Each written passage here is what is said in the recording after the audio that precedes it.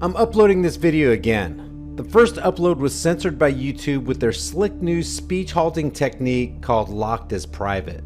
This is where they can claim that users violated certain YouTube guidelines. In this case, they claim that I attach misleading tags in my description and tagline, which is a lie. And they keep their claims vague so they can squirm out of any legal pitfalls. So I'm re-uploading this with no tags and nothing in the description except the links to the original videos so you can see them for yourself. We'll see what kind of excuse they can come up with to take this one down. Apparently, the content in this kind of video, calling into question this white privileged black victimhood narrative, hit a very sensitive nerve. The people who run the show over at Google and the higher ups in the halls of government want us individuals who are white to feel ashamed, and they want you individuals who are black to feel victimized. This keeps us all at each other's throats and keeps us from uniting against our common foe. It's very important for them that we remain divided and ignorant.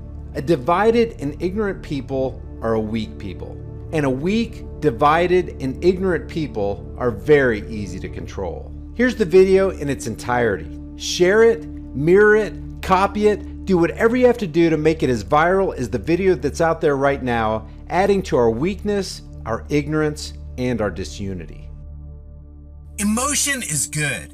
But if you abandon reason and logic and allow yourself to be swayed by emotion, you'll be about as successful as a swarm of mosquitoes trying to attack a flock of penguins in Antarctica under the water. If you guys enjoyed this video, give it a like and share it with everybody you know.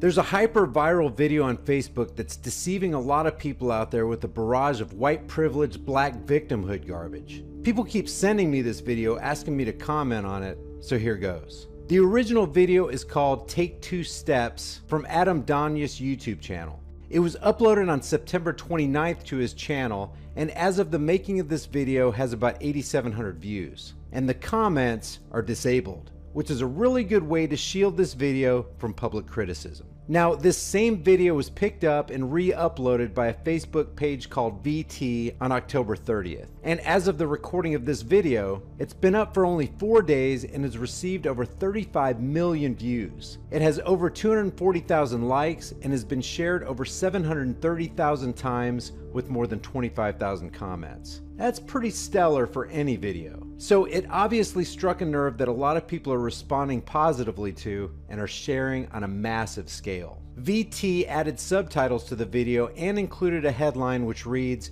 "If someone doesn't understand privilege, show them this video." The implication, of course, is that this video will inform people who watch it what privilege really is. Now, I've never heard of VT, but a cursory glance reveals that it has a global audience of over 19 million people. So not only are they not small time, they have a uniquely popular ability to influence a lot of people. Some might even call that popularity privilege. I don't know.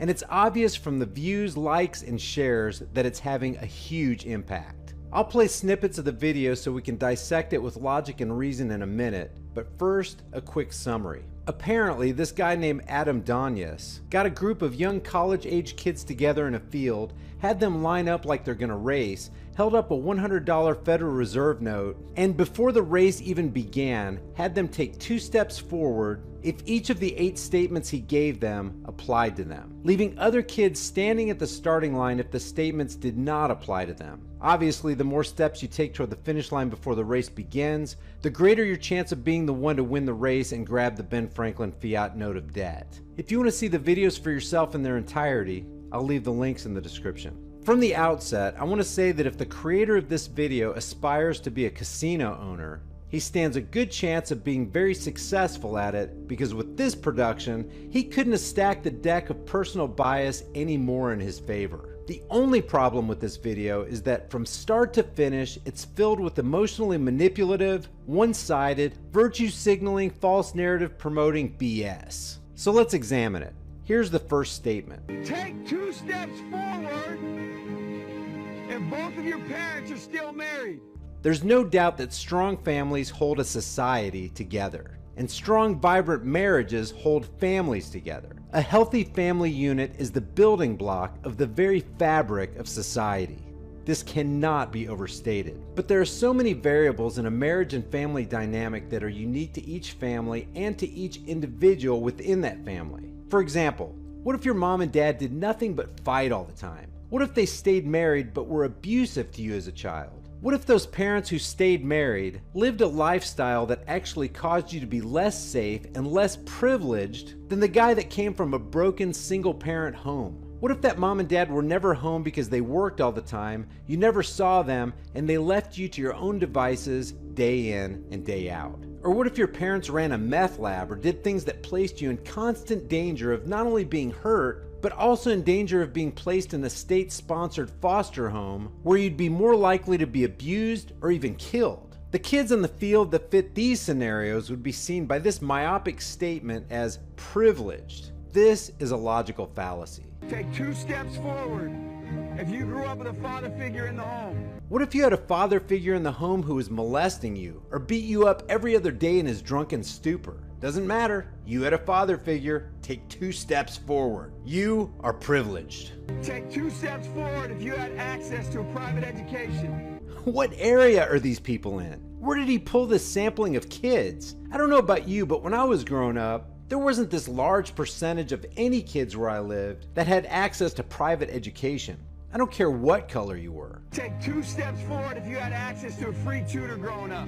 Free tutor? What tutor is out there working for free? It really seems like he's reaching here and going out of his way to make stuff up just to put privilege points on the board. Take 2 steps forward if you've never had to worry about your cell phone being shut off. Ah, life's necessity. You just gotta have that cell phone. When I was growing up, they didn't even have cell phones. Besides, if the data is correct and these cell phones end up giving you brain cancer, who would be counted as the privileged one then? Take 2 steps forward if you never had to help mom or dad with the bills. Now, I get the spirit of this statement. The implication and assumption is, if the kid is helping with the bills, the parents are too poor. But what about the kids whose parents are teaching their grown child personal responsibilities and the realities of life? That things aren't free, and in order to live, you have to work and use the money that you earned to help out. And actually, think about it. This guy's further implying that if the kid had the steadfast character to help his mom and dad pay the bills, he's somehow disadvantaged. It could easily be argued that this determination to take the responsibility to help mom and dad put him at a greater advantage than those who are born with a silver spoon in their mouths, who have no idea what personal responsibility and facing life's challenges is all about. Take 2 steps forward if it wasn't because of your athletic ability. You don't have to pay for college. What the hell kind of statement is that? With this statement, he went out of his way to make this unfair. What if it was because of your athletic ability that you didn't have to pay for college? Can't say that though, because that would blow the entire biased narrative he's trying to promote. Let me ask you, if one person was born with a mother and father and a cell phone, but no athletic ability, and another person was born with only a mother, no cell phone, and an amazing athletic ability that would eventually earn him scholarships and multi-million-dollar contracts, which one was more privileged? His statement right here alone exposes this as total BS. And here's his last statement. Take 2 steps forward if you never wondered where your next meal was going to come from. After the take 2 steps forward statements, he says this. I want you guys up here in the front just to turn around and look. Every statement I've made has nothing to do with anything any of you have done. Has nothing to do with decisions you've made. Everything I have said has nothing to do with what you've done. We all know these people up here have a better opportunity to win this $100. Now keep in mind what he's saying here, because the thread line that weaves its way through the entire narrative is that winning at life equals having the opportunity and being in a position to make money. Does that mean these people back here can't race? No. We would be foolish to not realize we've been given more opportunity. He keeps saying we. Who is we? We would be foolish not to realize that we've been given more opportunity. We who? Is he attempting to speak for people other than himself? We don't want to recognize that we've been given a head start. There's that we again. In case you haven't noticed by now, his mindset is that of a collectivist. where one man illegitimately takes on the mantle of and speaks for a whole group of people who didn't ask him to speak on their behalf. But the reality is we have. There's we again. There's no excuse. They still got to run their race. They got to run their race? They who? This guy has done a great job so far of segregating people, not uniting them. It's the whole us versus them trick. We versus they. You still got to run your race. But whoever wins this $100... There it is again. Winning the race of life for this guy, the way he's conveying it in this video, is about the opportunities people have or don't have to earn money in life, which he equates as winning or losing a race. I think it'd be extremely foolish of you not to utilize that and learn more about somebody else's story. So, Adam's judgment of you is that if you don't use the money you've earned to learn something about someone else's story, you are foolish. Because the reality is, if this was a fair race and everybody was back on that line, I guarantee you some of these black dudes would smoke all of you. What in the hell did he just do? He made this whole thing about race, and he did it in hypocrisy.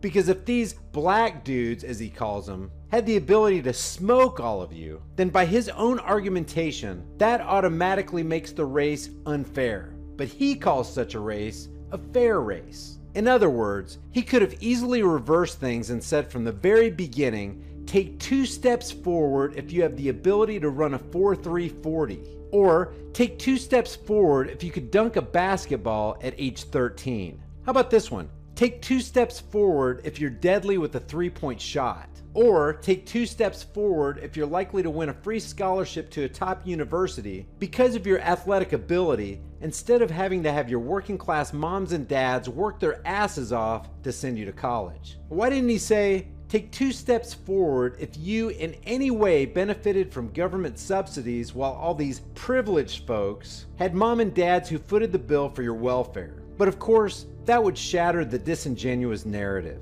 So in his mind, and the way he states it in his video, if some of these black dudes, as he says, has an ability no one else had, this would be a fair race. Even though he just tried to make the case that these, well, let's just say it, white folks have opportunities that give unfair advantages over black folks. Can you even get more racist and biased? Besides, as a side note, one of the guys that never took 2 steps forward is white. Where's his white privilege? We probably can't talk about that. Interesting how he excluded the white guy as someone who might smoke the other white people in a race. And it's only because you have this big of a head start that you're possibly going to win this race called life. What exactly does winning this race called life mean for Adam Donius? How is he defining winning? Because all I see at this point is a dude dangling a $100 bill in front of a group of teenagers that don't have the ability to question this guy's racist, divisive, victim card promoting, white shaming agenda and equating winning with making money. And if that's the case, criminals who make a lot of money are absolutely winning in the race called life, according to Adam. That is a picture of life, ladies and gentlemen. This is not a picture of life, ladies and gentlemen. This is the perspective of a collectivist racist who cares more about the color of people's skin than the content of their character. A guy who's more interested in promoting a false narrative than proclaiming the truth. A guy who proves by his video that he's more interested in shaming one group of people while he's busy making victims of others. Where are all the kids in wheelchairs? The blind kids, the kids without limbs, or the cancer victims who are struggling to live? Where are all the NBA basketball players who own 5 mansions, have a collection of 25 luxury vehicles, and an obscene amount of gold hanging around their necks? Where are his statistics that the top 20 earning athletes, since he wants to boil this down to making money, are mostly black and Hispanic? He's trying to make people who are privileged from his perspective feel bad, and make the people who weren't as privileged, again from his skewed perspective, feel like they should have been more privileged. This just breeds a generation of people who are discontent and bitter about their current circumstances, rather than taking personal, individual responsibility for their own lives and making the best of what they have right now.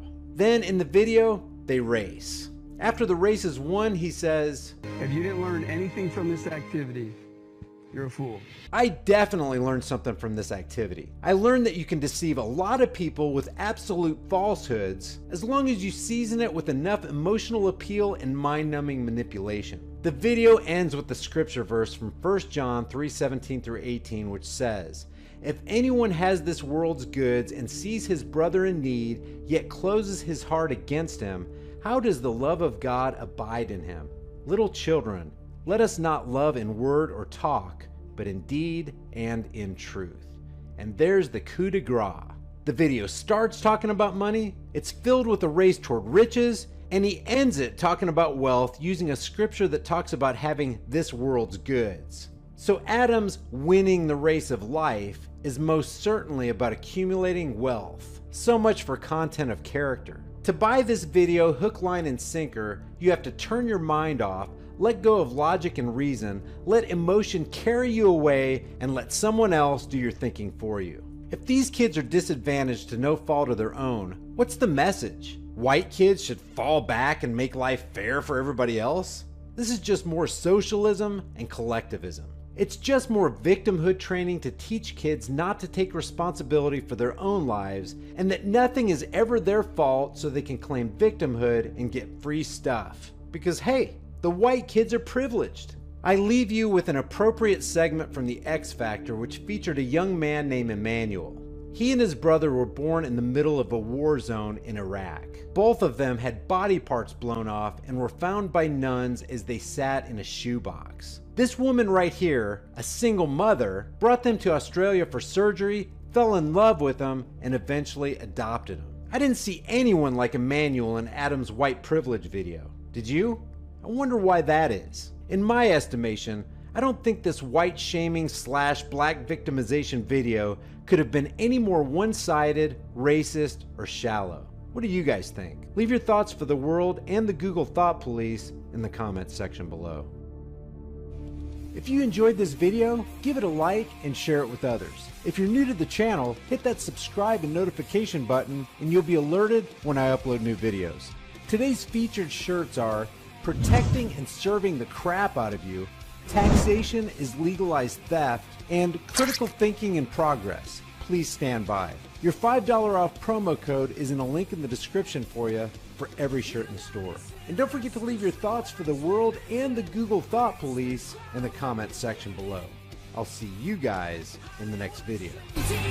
Yesterday's trash queens, save the blessings for the fire.